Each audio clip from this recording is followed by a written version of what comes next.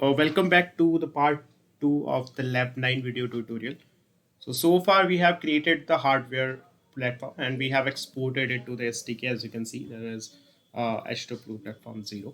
So now we'll write application for this hardware and we'll run it and see what happens.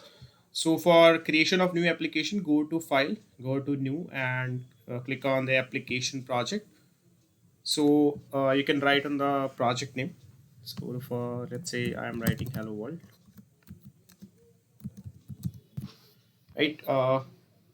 So in the OS platform, you can see multiple options. There is RTOS, there is Linux, there is standalone. So if I select a standalone, so we will be writing all the application for this course per se on standalone only. We will not be using any other operating system. So what do you mean by standalone? So standalone is actually, I would say it's a full fledged to it, but it's uh, a set of minimalist set of driver which is allowing me to interact with the hardware, right? So that's about the standalone. So there are multiple resources on the hardware. Now how to access them? So this is standalone, contains all the drivers for it. So through it I can access the resources. For example, I want to access using my application. If I want to access the LED, I want to access the UART, I want to access anything else, I need some mechanism. So this is standalone is giving me that, right? So in the hardware platform, you can see the hardware platform, whatever we exported is here. In the processor, you can see there are two processors, core 0 and core 1. So we are writing this application for the core 0. So by default, it will always be written for core 0. You can select for core 1 as well. It's a target software. So language, there are two languages are there, C and C++. For our purpose, we are using the C. Right now, next thing is board support package, right? So this board support package is something like so there is hardware, then there's BSP on top of it, and then we have our application running. So it is again, it is a middle layer which is helping us to interact with the hardware. So I'm not going in details for the BSP. So you will be knowing this in the lecture. So you don't need to click on finish yet, because if I click on next, I can see there is a ready-made template. So for the hello world, there is a template. So I will select this. Even not for this lab, for the in the labs in the future also, I will always select this hello world template, because this will give me a already pre-written code in which I can make a few changes and I can customize it, right? So I am selecting this template and I can click on finish. So you will see whenever I create an application project, so two different folders will be created. One is for the project. This is your project Hello World. And then there will be a board support package associated with it. That means there is an application and then there is this a board support package associated with it, right? So there will always be two things. Now, if I want to see the code, I can go to the application folder in the source and I can see this hello world.c. Okay, so in this thing, you can see there are header files. There are header files. So uh, what is a header file? So header file contains some predefined functions. So there are some functions that we will be using in our code. So they are already defined in these header files. They're already written. Their code is written in this header file. What we need to do is we can simply use these functions, and for that I need to do is I need to add this header file. For example, this stdio.h. So in C, for standard input and output operations, I need this stdio.h. For example, printf and scanf. For printf, let's say I'm using it to display. If I talk in terms of what we have done so far, like in your first year, you must have done low. So in C, what we used to do is so print something on the screen. I used to use this printf, and similarly for taking input from the user, we used to use the scanf. But currently, we don't have that screen thing with us anymore, right? So what we will be doing is, if we have the board physically available with us, we can directly connect it to the laptop, and then we can use the UART terminal. We can use some UART terminal, like there is Terraterm is there, and there are multiple things. In fact, the SDK terminal itself is there. So it is basically a serial communication. So using this terminal, what I can see, whatever the data is being sent, I can, if there is some ASCII characters, I can see on the screen using these terminals. So this will be like in layman terms, that will act as a screen for me, because I don't have that screen anymore with me. Whatever is running on the board, I need to monitor it. So how I will do it? If the board is physically available with me, then it is fine. I can use the directly connected to my USB port. So USB also have this unified UART with it, so you can use the UART to monitor whatever happening. But currently we don't have that much freedom, so we are remotely accessing the board. So for that, there's some inbuilt feature in your board. It's called as the core site. Using that and using the JTAG terminal, I can do that thing, like whatever is being done on the screen, I can clearly see. So we'll look into it. So first, let's see what's actually happening in this. So it's a very basic app. So it is what it is doing. It is simply printing the hello world. Right. So these are ASCII character. So when this app will run on your processor, so this will print the hello world. So if I want to see if this is actually getting printed, these ASCII characters are actually getting printed, I need some mechanism to do that. Right. To do that, I will use the JTAG terminal because we are remotely accessing it. Otherwise, I could have used the UART terminal directly. Right. So what do I mean by UART terminal? Just simply connect it to your laptop. Select the port. So in a laptop, the UART is unified with the USB, right? So now let's see. So first, let's make a few changes to this application. So our second part is to display different kind of numbers. Take input from the user and it's displayed. So let's say this is an integer type variable I and whose value is 12, right?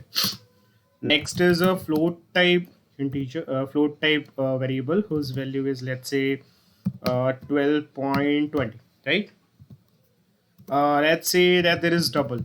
So there's a difference between float and double, the precision, as you have already seen it in the AXI labs. So two different types of representations are there: single precision floating point and the double precision floating point. So doubles are they have the double precision. That's it, right? So let's say this 321.67. Okay, that's fine. Now this the first message should be displayed, which will be you can use the print and you can use printf. It's up to you. This print is much optimized thing. So if you simply want to display some message, you don't want to display for do some formatting or anything on this on your data, you can directly use the print. But as I want to display different numbers and all, so I'm just using this printf. That's also fine. That print is much more optimized version of printf, right? That's the only difference. Not much difference. Okay, so now let's display this integer. So let's say, so I'm just displaying variable I is an integer and its value is. So there is something called as format specifier in C, in printf and scanf. So the format specifier is specific. Then whenever this is encountered, so whenever this percentile is encountered, so your compiler will look into the next letter after that. So percentile D, that means the letter which will come in the place of this percentile D is an integer that is expected by the compiler. So in that case, so I just want to display variable I is an integer and its value is whatever is the value. For our case, it is 12. So I want to display variable I is an integer and its value is 12. So what I will do is I will specify that the coming data is an integer, right? The next thing is I need to put a comma and I to put a data. So what will be the event happening? So the compiler will start scanning. It will go till here. It will go to percentile D. Once it gets to percentile D, it will see that the data that needs to come here is an integer. So it will look for the variable that is written here. So as you have written I and it is an integer, so it will replace this percentile D with the value of this integer.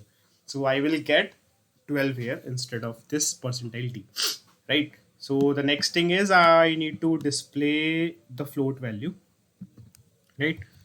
So let's see. So for the float, I have this format specifier percentile f. So this percentile f and this is f, right? Next thing is to display okay, so format specifier for the double is percentile lf. Wait. think I made some. Yeah. So yeah. So this percentile LF is the format specifier for the double values. So I have used it. Now the next part is to take the input. Now till now we have initialized. So in this we have defined and initialized the variables. So I have defined I and initialized the value 12. Similarly for float and double. Now what I will do is I will rewrite the value on the I, right? So for that I will be taking the user input. So for taking the user input, we need something called as the scanf function, right? So before that we have to do some formatting. So after so slash n character is for the new line. That means once this line is written, I will get into the new line. So the next writing will take place from the new line. So slash n is for that purpose. All right. So now let's see how to take input. So first I will printf enter the new value for I.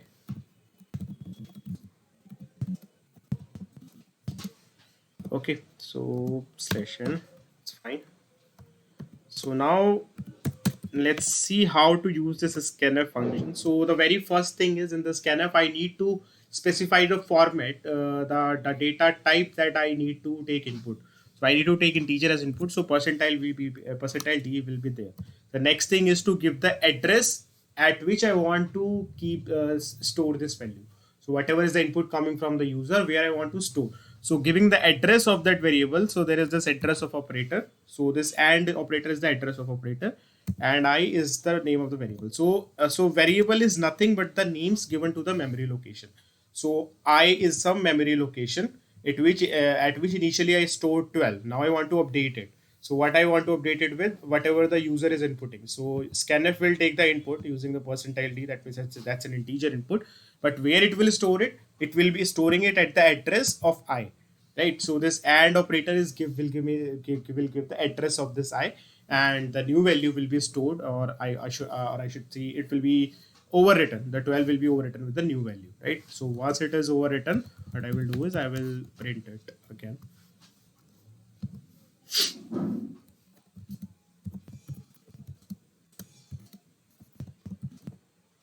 Stated value of I is percentile d, and that's fine. Can write slash n I. So what I expect is, so the output which I expect, so it's saying some syntax error. Okay, right now it's fine. So initially it should print hello world, then it should print the value of I, that is 12, then it should print 12.20, then it should print 321.67 along with this jargon which we have written. Next thing is that it will take input of value, an integer type input, and it should overwrite the I with that, and then it should display the new value of I. So this is the whole application that this application will be doing. And so that's all. So now we can save it. So now we have saved it. Okay, now the next thing is to run. Okay, so it is showing me some error. So where is the error? Let's see. Okay, let's see printf. So I have used print instead of printf, and print function does not take argument which I have given it. So it's basically an argument. As you can see, the first thing is a string argument. The second thing is an integer type argument. Right? Okay, too many arguments. Okay, so once you save it, so the error will be gone, right? That's fine. All right, so now we have saved it. We don't have any error. Everything is error free. Next thing what we need to do is we need to run this application. So we need to run this application remotely.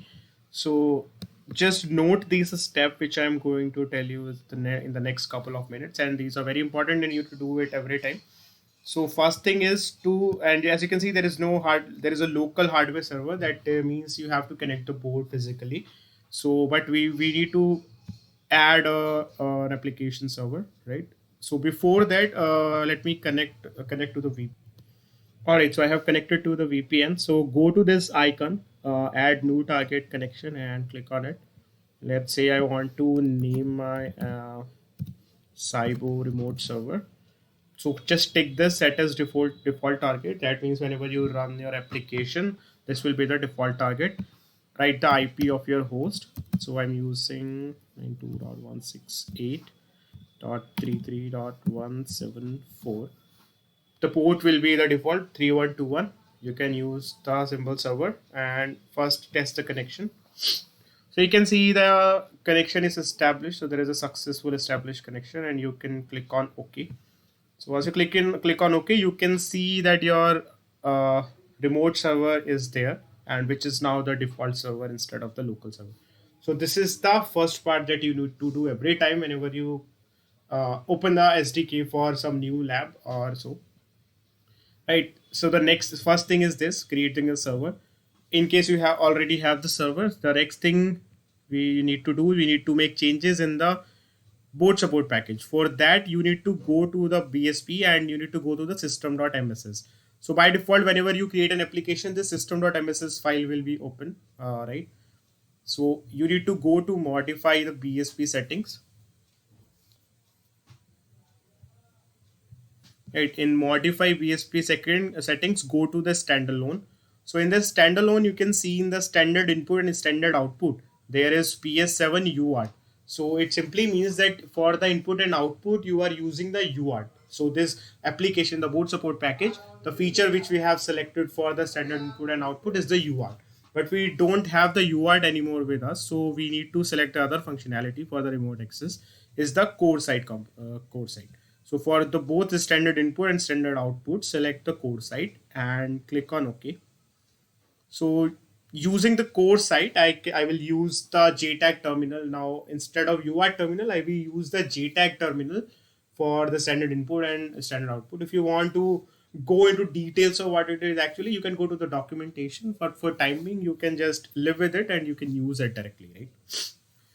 All right, so I have created a new hardware server. I have made changes in the board support package. So these two things are done. Next thing is to the now let's run the application. So how to do that? Go to the right click on the application folder, not on the BSP but on the actual application folder. So in here you can see debug as, right? So go to debug as and go to the debug configurations. Right, in the debug configuration, if I zoom into here, I will see as up there is something called a system debugger, right? In the end you can see the system debugger. So double click on it. You can double click on it, and when you double click on it, you will see a new application. As you can see, there is uh, new system debugger application that will be created. So in here, the hardware platform again is hardware platform 0. No bitstream file because there is nothing to be done on the PL part of it. So there is no bitstream file. Initialization file is PS7 init file. So what actually happen is whenever you export the hardware, so this init file is also get made in this. As you can see in the hardware platform, there is PS7 init file. So there's a hardware platform. There is init file here. So init file is what whenever you run something onto the board. So there are some initial actions needs to be performed. So there is some interface between PS and PL. How to and you have customized your PS accordingly. So though all those customization information and how to do all those things are all the details are kept in this file. So when you run an application, the first thing what it will do is first this initialization file will be running on it. All the things will whatever is needs to be done on the hardware, whatever connections needs to be made, whichever parts need to be run is will be run, and then your application will run on it, right? FPGA device, no FPGA device is there, so that's fine. I mean, we are not using it; it's there, but it's on auto detect. That's fine. Okay, so in the application, you can see yes, the application is hello world. That's fine. All right, so far so good. Update and these things. Look, I have one more thing that you need to make sure that is, although we have selected it as default, the connection will always be the Zybo underscore RS whenever we have selected it as the default connection. So that's fine, and you can click on debug. So it will ask you to go to the debug perspective. So debug perspective is a different kind of thing. So as you can see here, so in the debug perspective, I will get the assembly code corresponding to it. I can put the breakpoints. I can monitor the value of the variables. Like normally, whatever we do in the in any code, how do we use to debug? So all those things happen in here as well, right? So it will take some time. Okay, so once the debug perspective is launched, as you can see, so your application will get stopped at the main. So there are two. So if you look at the breakpoints, so there are certain breakpoints which are prefixed here. So one is the main, and the second is the exit. So whenever you launch the debug platform, so the first, so that it will always stop at the main breakpoint. So it is so your application is stopped at the main, and as you can see the core 0 is at stopped and the core 1 is suspended because we are not running on core 1, so that's fine. So as you can see the default some default values of the variables, because we have not gone till here, so these values are not updated. So these I, F, and D took some default values that I can see here. So this is a double precision value, this is a single precision value, and this is an integer value of 4. So once we run the code, these will get updated definitely. So now how to run this code? So I will go to this XSCT console, and I will invoke the JTAG terminal first. So now let's invoke the JTAG terminal. So yeah, once you click on it and click enter, so you will get this JTAG terminal. So now this JTAG terminal is just a screen to you in which you will perform the standard input and console input and output, right? So now in order to run the application, so I can run this application line by line, or I can run this application in one single go. So now what I'm doing, and I'm simply running it on one single go. So just because I have not put any other breakpoints, so this will only stop at the exit, so which is the predefined breakpoint. So and other than that, I'm just resuming it. So just resume it. So once you resume it, you can see. So I have this variable I is an integer and its value is 12. That's fine. Okay, so I have not changed this thing. So this is not an integer. This is a float. This is a double. Right. Enter the new value of I. Let's say I've entered 21. So as you can see, the updated value of I is 21. And once this application is ran completely, you can see I have the breakpoint which is at exit. So this application is exit. I'm getting the breakpoint at exit, right? So that's also your application is completely ran. So now in order to go back to where I started, you can right click on here in the debug. As you can see, there's a bug over there. So just click on it and you can close this debug perspective. And this is the exit of, so you see that this exit.c file is there, in which you can see the breakpoint is put here, right? In the disassembly you can see whatever is the in the debug perspective. Obviously whenever you go to the debug perspective, in the disassembly you can see whatever the assembly language code of it. Right, now let's make a few change here, because I think I made some. This is a float and this is a double, right? So this is double. I will just save it, and let's again go to the debug perspective and see. So before that, let's close this JTAG terminal, because I will be opening the new JTAG terminal, right? So let's debug as and go to the debug configurations, and the debug configurations, let's just go and debug it. Yeah, so I have to relaunch it, and yes, I need to go to the debug perspective, because the earlier debug session was already there, so I have to relaunch it. So as you can see, it is making some connections, and once the connections are made, it got stopped at the breakpoint main, and I'm getting the default values again. I will go to the XAST console. I will write the JTAG terminal and press enter. JTAG terminal and enter. So I get my JTAG terminal, and that's fine. So I made the changes in the printf statement and run it again. So after running it again, I can again see. So all the things are fine. Let's see some different value. Okay, so that's fine. So I am getting the updated value of I, that is 45, which is entered by the user. I can close it, and as I see, my application has ran, so I am stuck at this exit point. So if I again start it and I can resume it after this, so it will go to some some execution. As you can see, there is, because no other breakpoint is specified, so it will keep on. So yeah, it's running, so it will keep on putting here at again and again at the exit, because there is nothing more to run here, right? So it's got the application has been run, and the last statement has been reached. Right, so that's all for the part two of it. Now, in the part three, I will write one more application to calculate that particular expression. So let's see. For that, again, I can make changes in this particular application as well, or I can add a new application project. So let's add a new application project. Let's say the name is floating point ops. Okay, so this is fine. Hardware platform will remain the same. If we are writing it for the core zero, that's fine. And we need to create a boot support package, that's also fine. And the languages I can see. Next, we will create a hello world template. You can click on finish. Okay, so now this application is there, floating point ops, and the corresponding boot support package is there. So that's fine. Now, in order to run this application, again, we need to take the standard input and output of this application as the core site from the core site. So, because again, we will be using the JTAG terminal, so I have to modify. So, whenever you create a new application project, it's customary to change the standard input and standard output for it. So, yeah, let's see. This is PS7 core site. Again, this is PS7 core site. So we did it for the Hello World application. We are doing it for this application as well.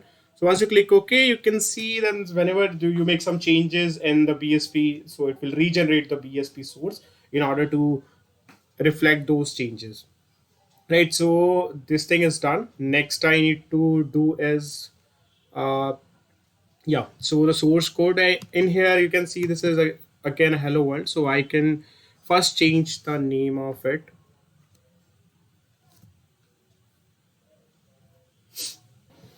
Okay, so let's name it fops. Okay, f underscore ops, let's say. It's fine. Okay, so now let's make a few changes in it.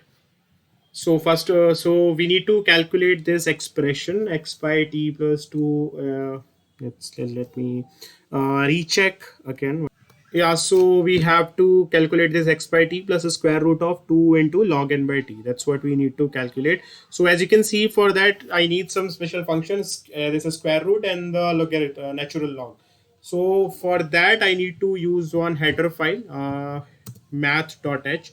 So hash include math.h, right? This is one thing. Next thing is there are three variables, so I need to define the variables. So int x, let's say I'm taking it as 4, I'm taking the n as, let's say, 300, and I'm taking t as, let's say, 2. Right, so I have taken these variables x, n and t as and I'm defined and initialized it. Okay, next we need to create different so we need to create, so first, so I'm just calculate in order to show you how does this works. So I'm calculating the different the whole expression in three different parts. In the first part I will calculate x by t. In the next part I will calculate the logarithmic function, and the third part I will calculate the square root of that, and finally I will add all these three results and get the final result. So let's say this is the result one. So the result one is x by t. That is simple. We don't need any header file for that, right? Because I'm using the float because x by t will be a float. I'm assuming that because x or t can be anything, although we have taken it as a perfectly divisible number, but it's always good to take float because it can be a float result as well. If I make this a very generic application, so that you take the input from user, right? Next thing is float res2 equals to 2 star log n divided by t. So this is the expression that we need to calculate, log n by t, right? Finally, this is of result 3. We need to calculate the square root of what we have got in the result 2. So we have to find the this, right?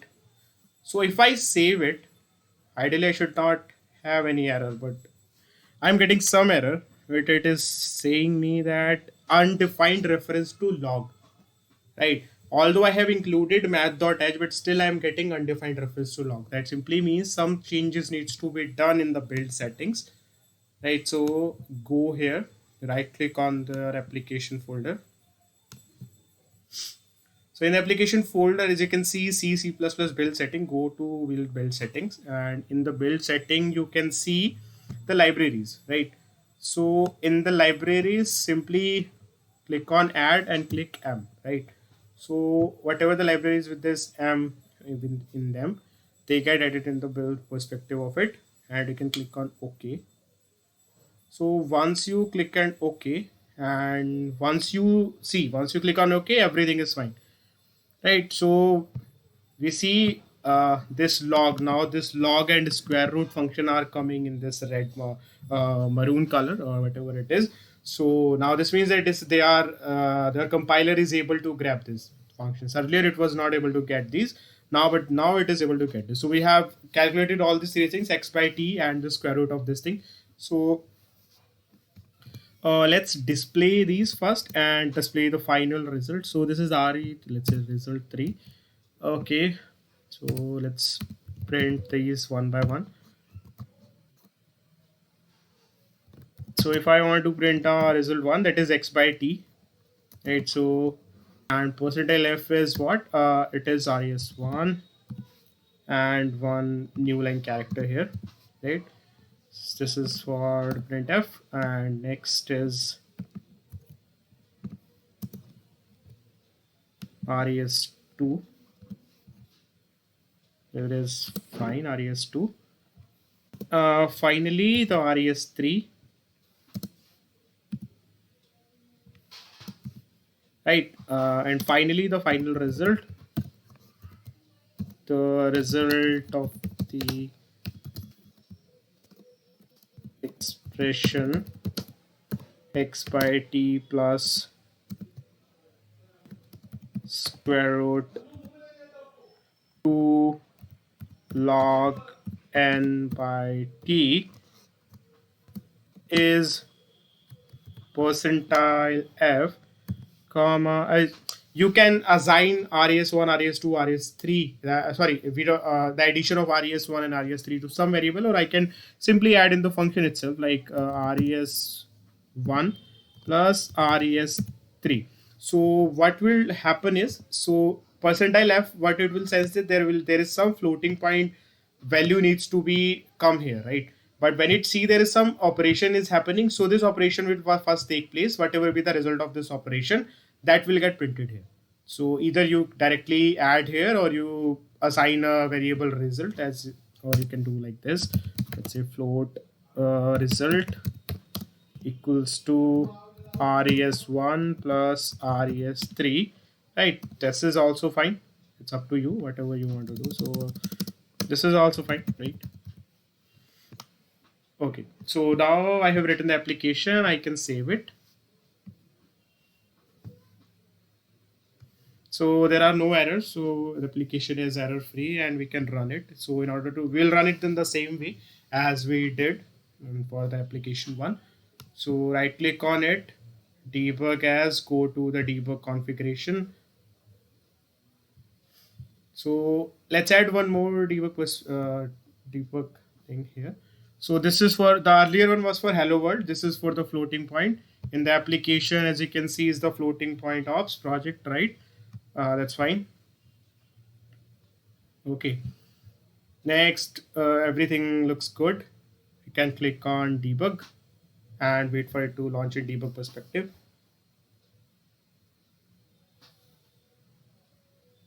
Terminate the whole configuration. Yes. And yes. Okay. So we'll wait for it to open in the debug perspective. Yeah. So as you can see, again, so the system got stuck at the breakpoint. That is the mean. and we have some default values, and these were these variables because the program have not ran till here, so I'm getting some default values which are of no use currently.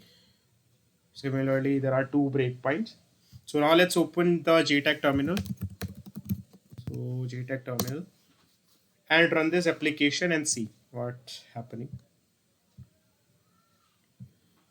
All right, so let's run this application. So the application is ran, as I can see. So x by t is 2. Obviously 4 by 2 is 2. The logarithmic, the 2 log n by t came out to be 5.7. Its root is 2.38, and the addition of this 2 and this thing is 2. So this is the complete result. So this is the floating point operation we did on the C application, on the processor, on the general purpose processor. Earlier, what we did, the IP that we have created, the lab we have created on the XI, that was on the hardware. So everything what we are doing in the hardware. But here, what we are doing, we are running it on the general purpose processor. So whatever computation is happening on the general purpose processor. So in order to make this more generic, you can take the input from the user, and the XTN input as a user, and you can use the same code here. So that's all about the part 2 and part 3. I hope you are able to understand, because this is a very introductory lab. Nothing hard was in there. It was very simple, but the flow. All you need to understand is the flow of how to create a complete hardware software code design. Right. So I hope I was able to understand. You are able to understand it. So that's all for lab 9. Thank you very much.